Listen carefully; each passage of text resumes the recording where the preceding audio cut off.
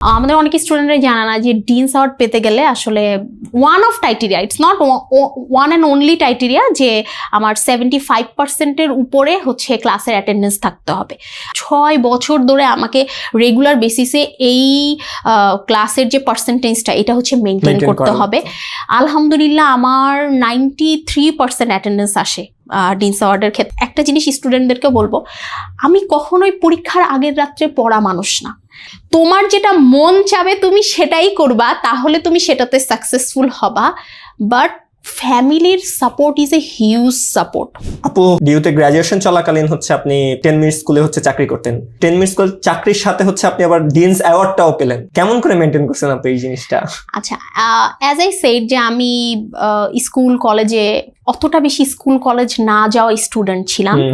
আমাদের অনেক স্টুডেন্টরা জানে না যে ডিনস অ্যাওয়ার্ড পেতে গেলে আসলে one of criteria, it's not one and only criteria যে আমার 75%-এর উপরে হচ্ছে ক্লাসের অ্যাটেন্ডেন্স থাকতে হবে।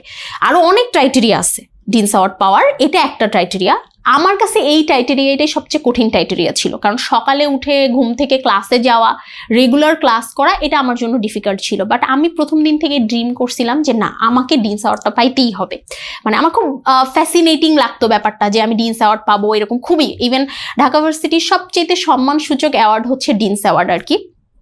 আর এটা তো 1 বছর 2 বছরের ব্যাপার না, টানা 4 বছর। করোনার কারণে সেটা আমাদের 6 বছর হয়ে গেছিল। 6 বছর ধরে আমাকে রেগুলার বেসিসে এই ক্লাসের যে পার্সেন্টেজটা এটা হচ্ছে মেনটেন করতে হবে।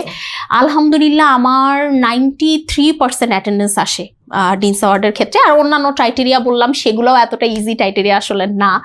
তো কিভাবে মেনটেন করছি, এটার মেইন সূত্রটা যেটা ছিল যে কোনো একটা উইকে যখন আমি দেখতেছি যে আমার এই এই এই এই কাজ আছে, আমি আগেই প্ল্যান করে রাখতাম যে ইভেন আমি একটা জিনিস স্টুডেন্টদেরকে বলবো, আমি কখনোই পরীক্ষার আগের রাত্রে পড়া মানুষ না।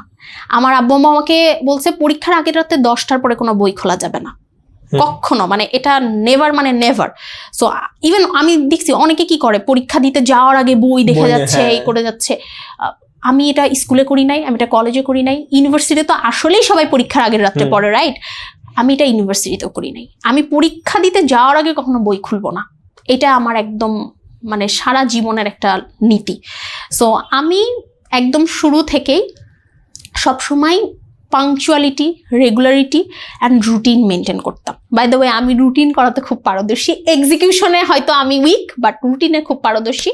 সো একটা উইকে আমার ইনকোর্স থাকতে পারে, আমার ক্লাস থাকতে পারে, আমার কোনো শ্যুট থাকতে পারে, এগুলো আমার আগে থেকেই শিডিউল করা থাকতো যে আমি এই এই সময় পড়বো, আমি এই এই সময় হচ্ছে কাজ করব, এবং সেই বেসিসে আমি হচ্ছে করে গেছি। এবং আমরা না লাইফে অনেক ছোট ছোট সময় হচ্ছে নষ্ট করে ফেলাই।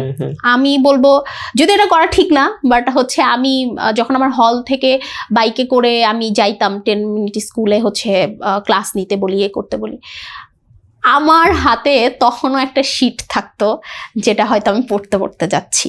মানে আমার টাইমটা আমি অনেক বেশি ফ্রুটফুলি কাজে লাগাইছি। আমি কোনো টাইম হচ্ছে ওয়েস্ট করি নাই আমার একাডেমিক পুরো লাইফটাতে।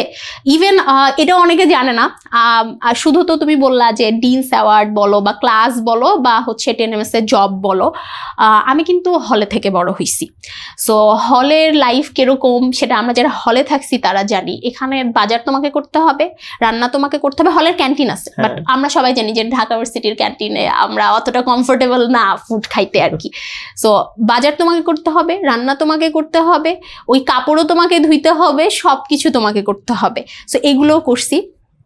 পাশাপাশি আমার অনার্সের পরেই তো মাস্টার্স, তখনকার জার্নিটা আমার কাছে আরো বেশি ডিফিকাল্ট ছিল, কারণ মাস্টার্সের পরে হয়ে গেছে কি আমার ইউনিভার্সিটি একদিকে, আমার জব প্লেস একদিকে, আমার শ্বশুর বাড়ি আর একদিকে, 3 জায়গা হয়ে গেছে।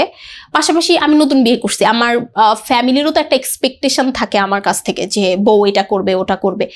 ওই সময়টা আসলে আমার জন্য বেশি ডিফিকাল্ট ছিল, কারণ আমাকে অ্যাট এ টাইম অনেক কিছু মেনটেন করতে হচ্ছে। প্লাস এতদিন যে জিনিসটা ছিল না সেটা হচ্ছে থিসিসের ঝামেলা। থিসিস করতে গেলে আমাকে BCSIR যাইতে হচ্ছে, আমাকে অ্যাটমিক এনার্জিতে যাইতে হচ্ছে, ওখানে গিয়ে আমাকে ল্যাবে রিসার্চ করতে হচ্ছে, ল্যাবে কাজ করতে হচ্ছে। এইটা আরেকটা বার্ডেন ক্রিয়েট করে। সো আমি লাইফে একটা জিনিস সবসময় ফিল করছি যে তোমার যেটা মন চাবে তুমি সেটাই করবা, তাহলে তুমি সেটাতে সাকসেসফুল হবা।